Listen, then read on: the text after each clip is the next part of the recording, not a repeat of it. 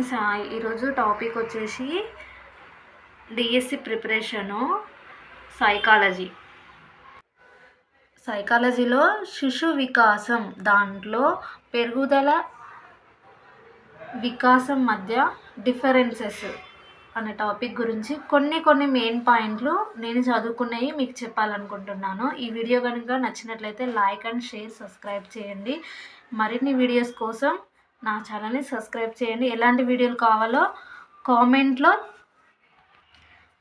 ఈ టాపిక్ పైన టెట్లో అయినా డిఎస్సిలో అయినా కూడా ఒక మార్క్ అనేది కంపల్సరీ అడుగుతారు.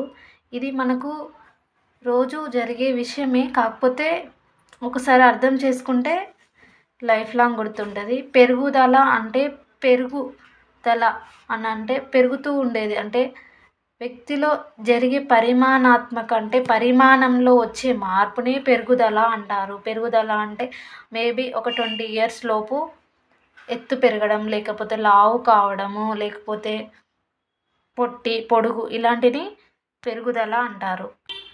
వికాసం అనంటే పెరుగుదల పరిమాణాత్మక మార్పుతో పాటు గుణాత్మక మార్పు, అంటే ఒక ఫిక్స్డ్ టైం అని ఉంటుంది. కొన్ని ఇయర్స్లో పుట్టిన పిల్లలు ఒక 6 నెలల్లో ఇట్లా నడవడము, సంవత్సరానికి వచ్చే వరకు ఇలా చిన్న ముద్దు మాటలు మాట్లాడడం, ఇవి అనేది పర్టికులర్గా జరిగే వాటిని ఏమంటారు? వికాసం అని అంటారు. పెరుగుదల అనేది వికాసంలో ఒక భాగం మాత్రమే. వికాసం అనేది చాలా సంక్లిష్టమైన ప్రక్రియ, సమగ్రమైన ప్రక్రియ. వికాసం అనేది నిరంతరం జరుగుతూనే ఉంటుంది లైఫ్ లాంగ్. అంటే మనం పుట్టిన కాంచి ఒక మనిషి చనిపోయేంత వరకు జరిగే ప్రక్రియను ఏమంటారంటే వికాసం అని కూడా గుర్తుపెట్టుకోండి ఫ్రెండ్స్.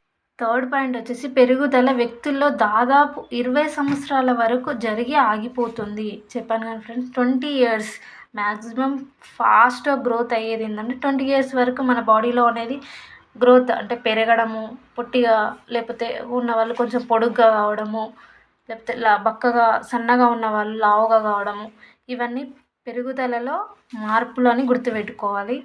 వికాసం అనేది కార్యాత్మక ప్రక్రియ కాబట్టి ఇది నిరంతరం మార్పు చెందుతూ జీవితాంతం అనగా చెప్పాను కదా ఫ్రెండ్స్ ఇప్పుడే, లైఫ్ లాంగ్ అనేది కొనసాగుతూనే ఉంటుంది. దీనికి ఆపోజిట్. అదేవిధంగా ఫోర్త్ పాయింట్ అనేది పెరుగుదల వల్ల వచ్చే మార్పును సులభంగా కొలవవచ్చు. మన బాడీలో వచ్చే ఏ అయినా మార్పు అనేది అది బాడీలో వచ్చిందంటే అది ఒక పెరుగుదలలో మార్పు అని సులభంగా తెలుసుకోవచ్చు. వికాసం అనేది దానిని కొలవలేము, అంచనా వేయవచ్చు అంతే. దీనివల్ల జరిగింది కావచ్చు, ఈ టైంలో ఇప్పుడు జరుగుతుంది, దీనివల్ల జరిగింది అని అంచనా వేయచ్చు. పెరుగుదల అనే పదాన్ని కొన్ని అంశాలలో, అంటే శారీరక మార్పులకు మాత్రమే వాడతాం. చాలా వరకు పెరుగుదల అనేది శారీరక అంశాలకు మాత్రమే వాడతాము.